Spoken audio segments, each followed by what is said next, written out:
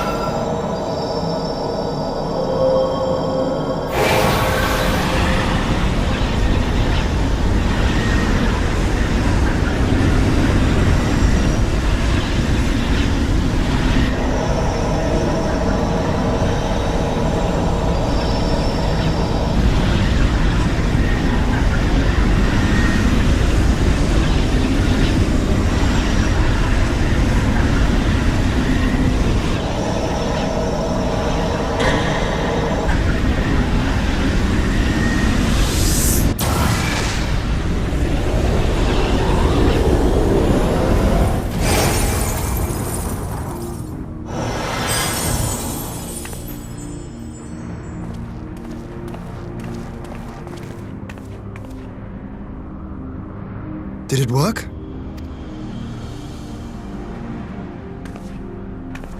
It did. Ether may flow freely to the burn once more.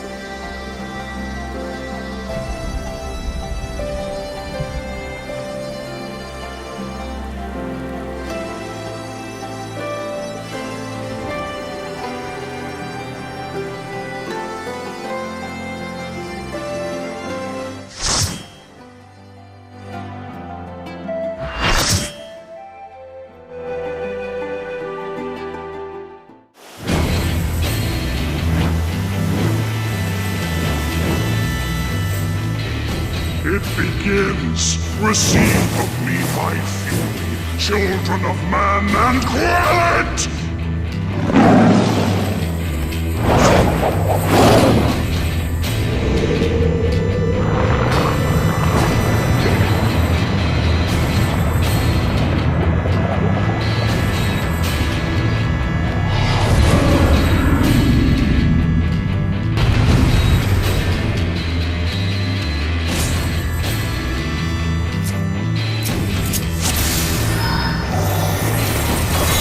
No turning back!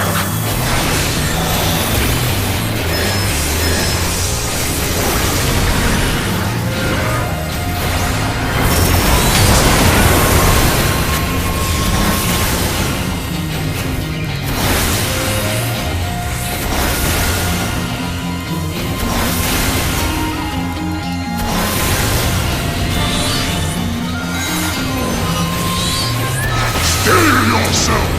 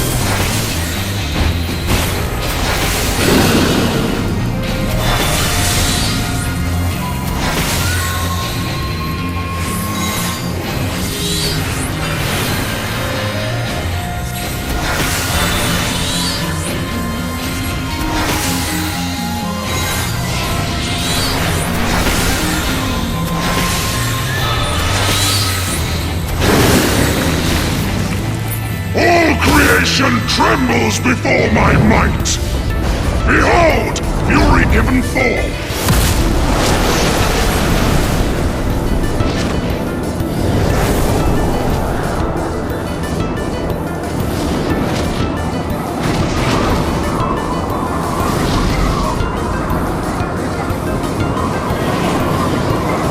My wrath is a ceaseless torrent!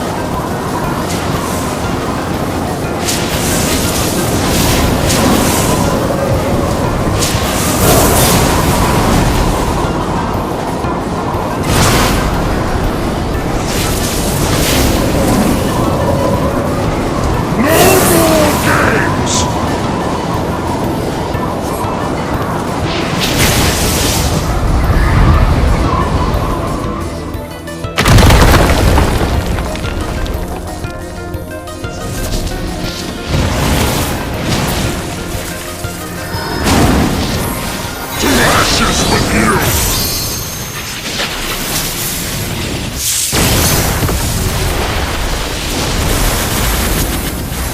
Impressive! Very well, I shall bring all to bear!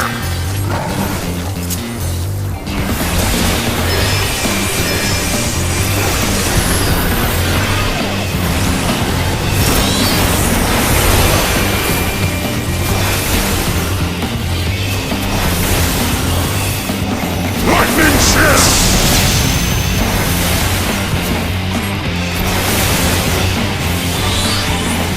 Tempest charge!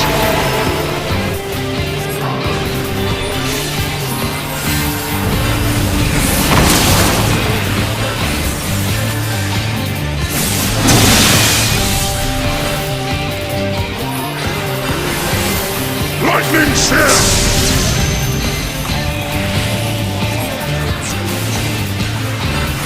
Steel yourself!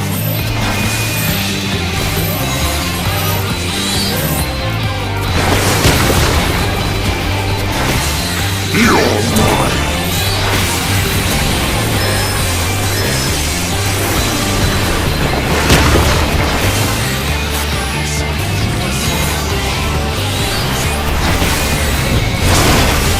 Tempest charge!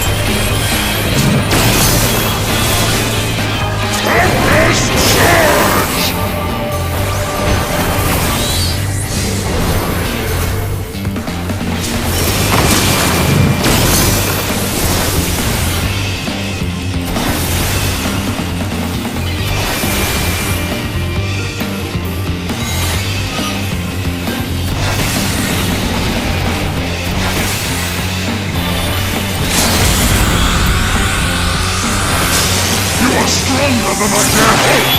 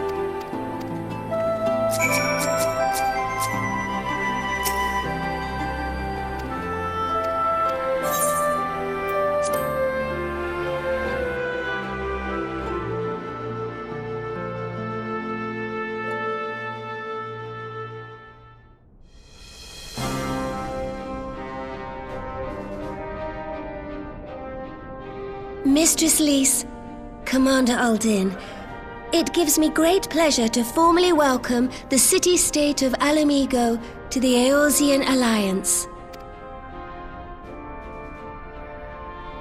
The pleasure is ours, Your Grace. I know I speak for all Ala Mhigans when I say that we are glad of this chance to stand with our comrades of the Alliance. And we, for our part, are glad indeed to be able to welcome friends both old and new. Lord Hien of Doma, at your service. Pray, accept my heartfelt thanks for your generous invitation. Nay, 'tis we who must thank you for journeying so far. And 'twould be remiss of me not to acknowledge the part the Scions of the Seventh Dawn have played in bringing all of us together. In times of great unrest, you and yours have been our constant companions, without whom we would not be here. With apologies to Lord Hien and Mistress Alisaie, it occurs to me that we have not gathered in this way since that fateful day in Ul'dah. The day I lost my arm and my freedom. As I lay in my cell, never did I dream that I would one day be given the chance to represent my homeland at this council. I would not even be alive had you not plucked me from the jaws of death. You, Yugiri, and Alphinaud. Would that the lad could be with us. I too owe my presence here to Alphinaud, in so many ways. Until such time as he returns, I mean to carry on his good work as best I can.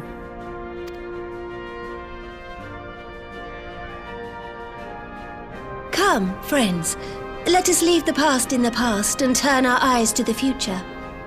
My Lord Hien, pray, tell us how things stand in the east.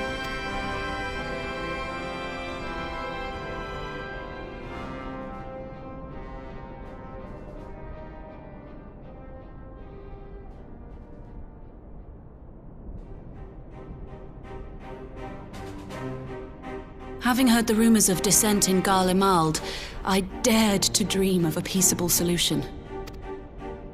The Empire will not so easily change its ways. If the Garleans have a mind to take back Doma and Ala Mhigo, we'll be hard-pressed to stop them, even with the might of 6 nations. But while we lack the strength to fight the tide, a course may yet present itself, if we read the winds aright.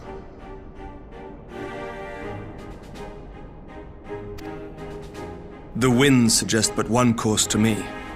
One which leads from the sea unto the river and thence to the source of all our woes.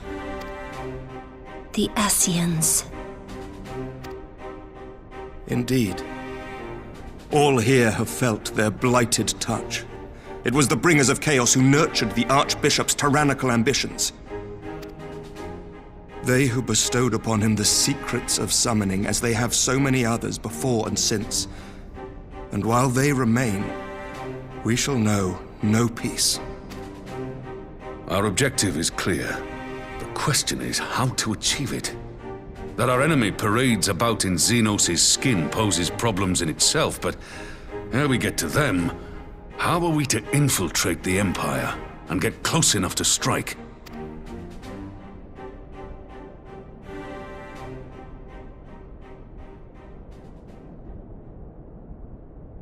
While I see the wisdom in targeting the Ascians, an assassination attempt on Garlean soil would do little to aid our cause, even were it to succeed. It's time we used our enemy's preferred tactic: subterfuge. You have an idea? Speak your mind, Master Thancred.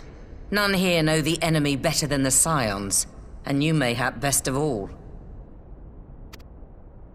Whatever it is you propose, we will give it fair hearing. On that you have my word. Very well, Admiral. My proposal is thus. We dispatch the shinobi to Imperial territory. There, they sow the rumor that the Crown Prince perished in the battle for Alamigo, and that the man parading around is in fact a corpse inhabited by a servant of darkness.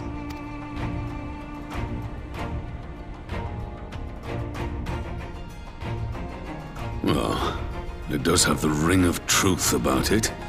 And were the Garleans to learn that their future ruler is a puppet, the Empire would be shaken to the core. But at the risk of sounding stupid, would they actually believe such an unlikely story? I didn't. Ordinarily not. But prior to his miraculous recovery, rumors of Xenos' death had already begun to circulate around the Empire. Ultimately, however, what the masses believe is not our chief concern. Our true objective is to create an opening for rival factions within Garlemald to exploit. Just as a war of succession erupted in the wake of Emperor Solus's death. A war which raged until but recently, plunging the Imperial House into disarray as nephew and uncle grappled for the throne. It is no coincidence. There is no shortage of individuals who aspire to the throne, who would jump at any chance to seize power. The news that Xenos is not only dead, but a puppet to diabolical forces would be too enticing to ignore. The Empire would not be quick to recover from a second war of succession. I am no stranger to infiltrating Imperial territory. With a team of operatives gathered from among the Alliance's finest, the plan should have a reasonable chance of success. Doma already has shinobi in place throughout the provinces. We stand ready to act, and act we must. What say you all?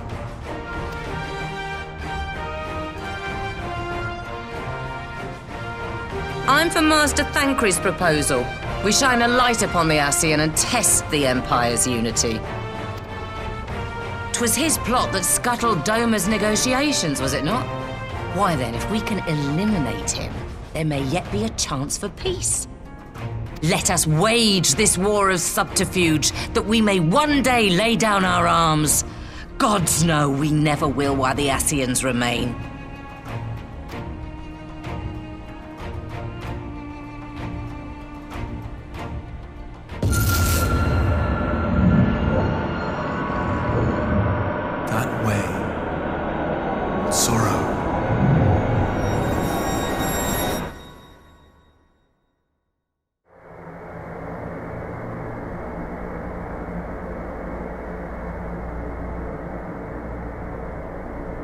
History must be changed.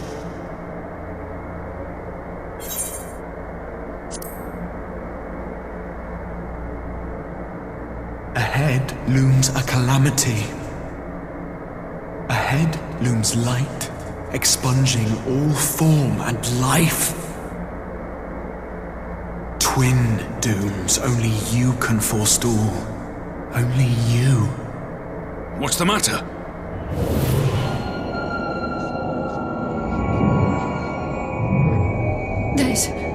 There's a voice! Spies in our midst? Nay, I sense no such presence. Let expanse contract, Eon become instant. Throw wide the gates that we may pass.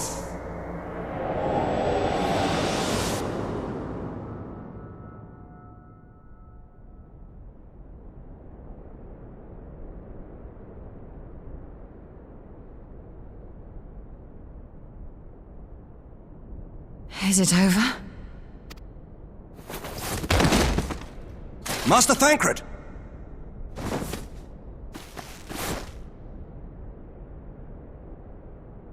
For Fend. Bear him to a private chamber. Have every healer make ready. Swiftly!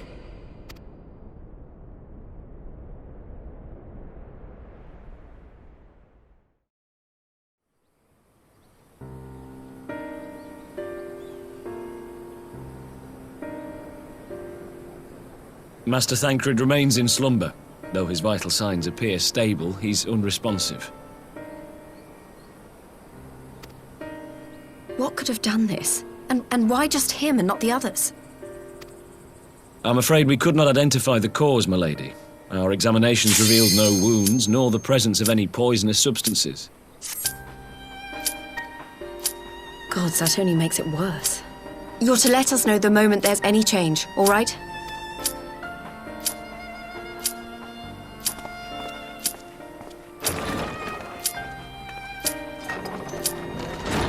Thank you for coming.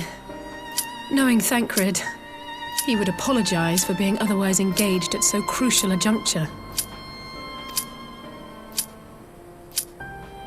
In gifting us a course of action, Thancred sowed the seed of all that is to follow. We have but to nurture it as best we can.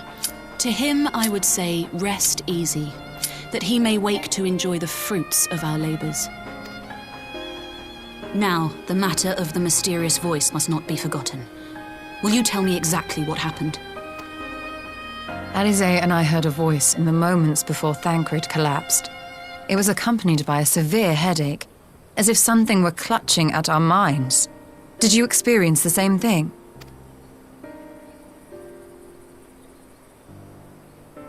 So, in between the voice and the pain, you felt as if you were somewhere else entirely?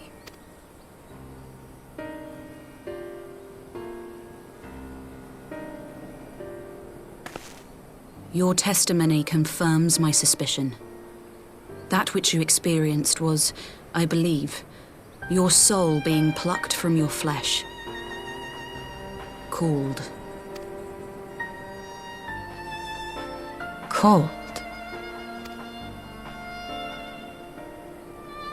I myself examined Thancred. Reach out as I may, I could not sense in him the spark of life that is his soul.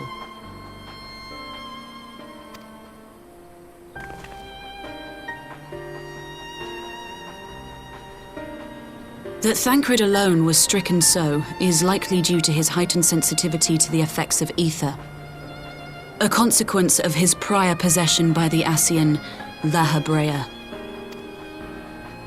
The owner of the voice, whoever it may be, reached out to you, called your souls, and in so doing, caused you and yours such pain. But if that's true, where exactly are we being called to? I know not. Yet one thing is plain. Whoever waits for you on the other side is possessed of a power unlike any I have ever known.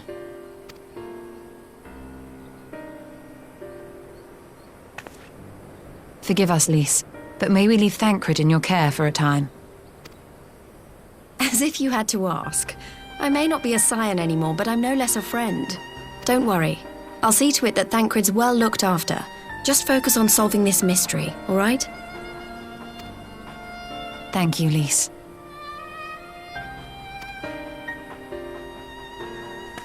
As the Elder Seedseer says, 'tis no ordinary individual we are dealing with.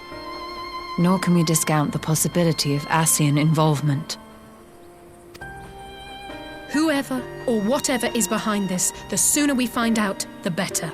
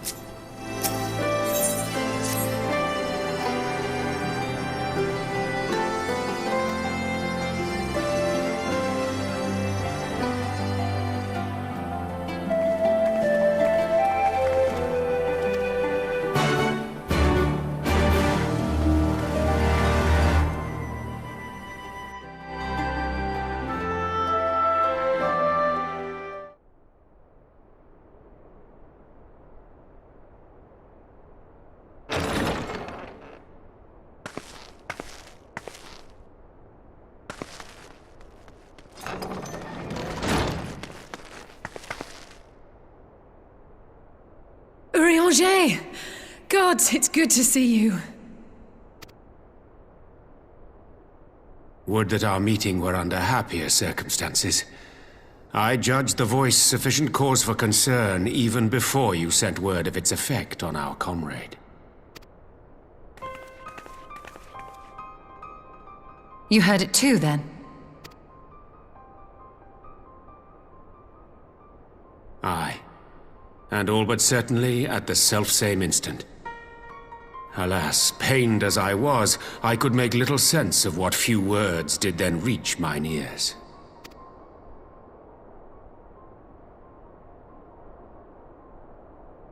Who do you think is responsible? Could this be the Ascians doing? That I cannot say. Not when so little is known. Ere I indulge in speculation, I would examine Thancred with mine own eyes. To Alamigo, then, without further delay.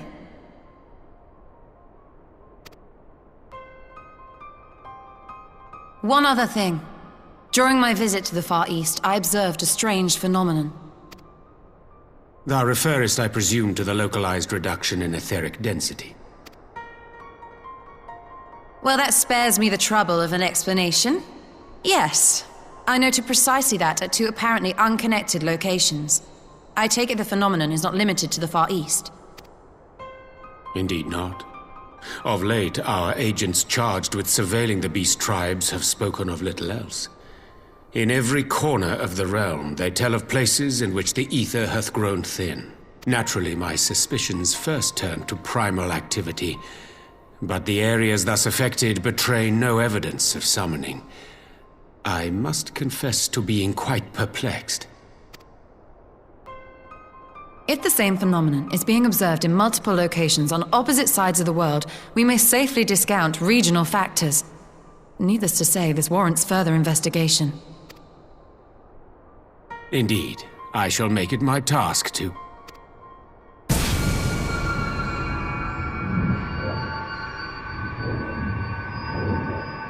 The voice. It calleth to me once more.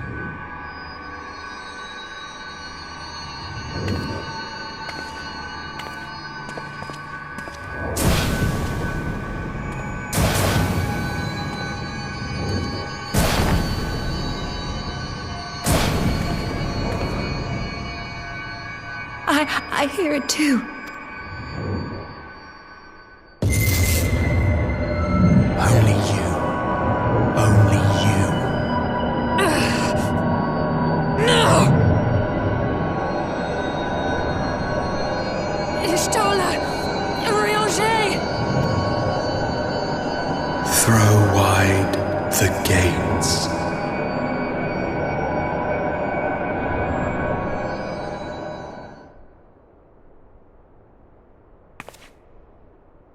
No! No, this can't be happening!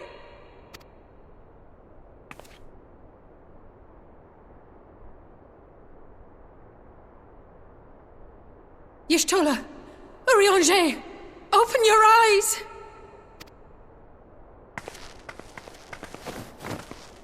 Open your eyes, I beg you! Say something! Anything! Not again. Please, not again.